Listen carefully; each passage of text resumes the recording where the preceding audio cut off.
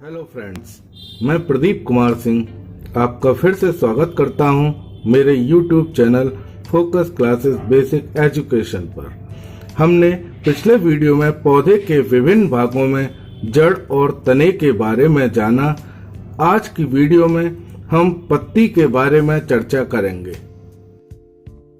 पत्ती पौधे के ऊपरी भाग में तने व टहनियों से लगी हुई हरे रंग की चपटी संरचनाएं ही पत्ती कहलाती हैं। पत्तियां पौधे का बहुत महत्वपूर्ण भाग है। यही वह भाग है जो पर्यावरण में हो रहे बदलाव जैसे धूप, वर्षा, सर्दी और तो और मनुष्यों द्वारा किए गए प्रदूषण को भी पत्तियां झेलती हैं। इन्हीं कारणों से पत्तियां अलग अलग आकार और आकृति की होती हैं।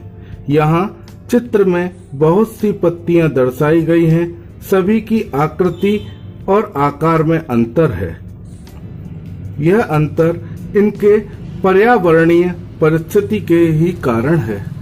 पत्ती की उत्पत्ति पत्ती की उत्पत्ति तने के पर्व संधि या नोड से होती है।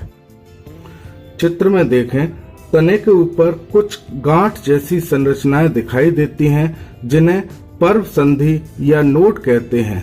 दो पर्व संधि के बीच का स्थान पर्व कहलाता है।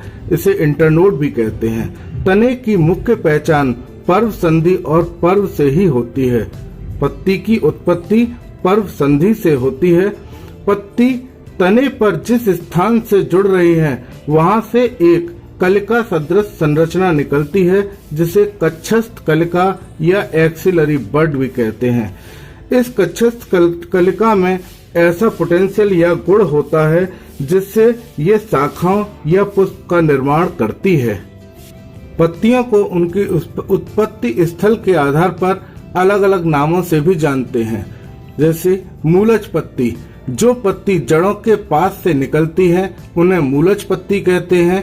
जो पत्तियां तने से निकलती हैं उन्हें स्तंभिक पत्ती कहते हैं और जो पत्तियां शाखाओं से निकलती हैं उन्हें शाखीय पत्ती कहते हैं। परंतु सभी प्रकार की पत्तियों की उत्पत्ति पर्व संधि से ही होती है।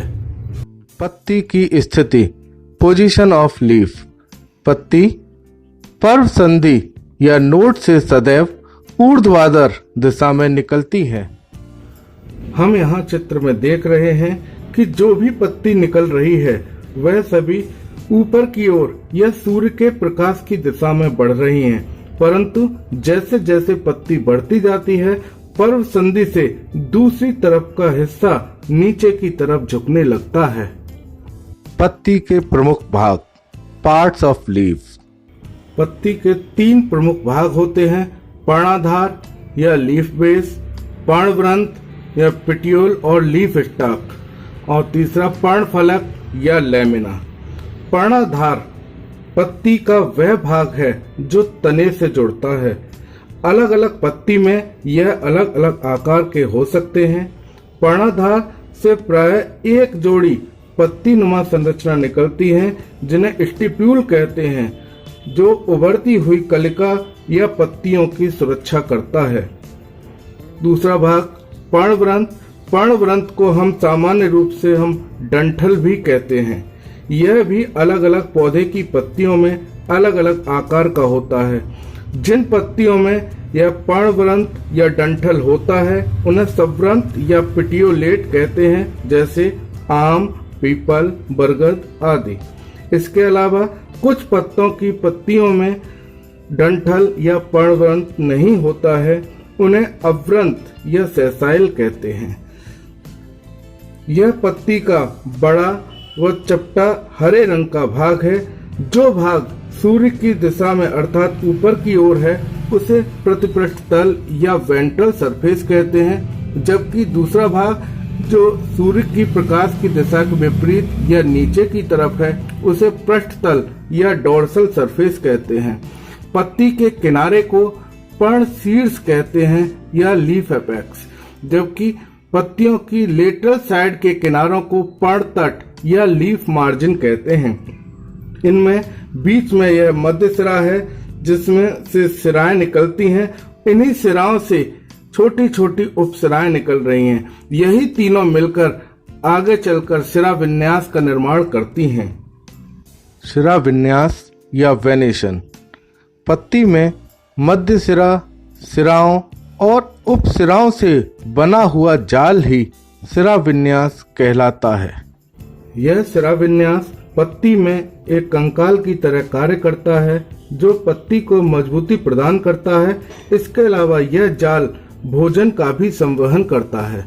सिरा विन्यास दो प्रकार का होता है, समांतर सिरा विन्यास या पैरेलल वेनेशन, और दूसरा जालिकावत सिरा विन्यास या रेटिकुलेट वेनेशन। समांतर सिरा विन्यास, जब सिराएं मध्य सिरा के समांतर ही रहती हैं। आप देख रहे हैं मध्य सिरा के समांतर ये बहुत सारी सिराएं निकल रही हैं, जबकि जालिकावत सिरा विन्यास में जब मध्य सिरा से निकलकर पर्ण फलक में सिराओं का जाल बन जाता है, जैसे यहाँ पर देख भी पा रहे हैं मध्य सिरा से निकलकर सिराओं का एक घना जाल बना हुआ है। पत्तियों के प्रकार, टाइप्स ऑफ लीव्स। पत्तियां दो प्रकार की होती हैं, सरल पत्ती या सिंपल लीफ, संयुक्त पत्ती या कंपाउंड लीफ। सरल पत्ती वे पत्तियां जिनमें पर्ण फलक कटा हुआ न होकर पूर्ण रूप से फैला रहता है। आप देख रहे हैं पर्ण फलक यहाँ पर कोई कट नहीं है। अगर देखिए यहाँ पर कट भी है तो ये मध्य सिरा तक नहीं पहुँच रहा। इसी प्रकार इस पत्ती में भी ये कट मध्य सिरा तक नहीं पहुँच रहा है, जबकि संयुक्त पत्ती में पर्ण फलक में कटाव मध्य सिरा तक पहुँच जाता है, जिसके फलस्वरूप अनेक पर्णक बन जाते हैं।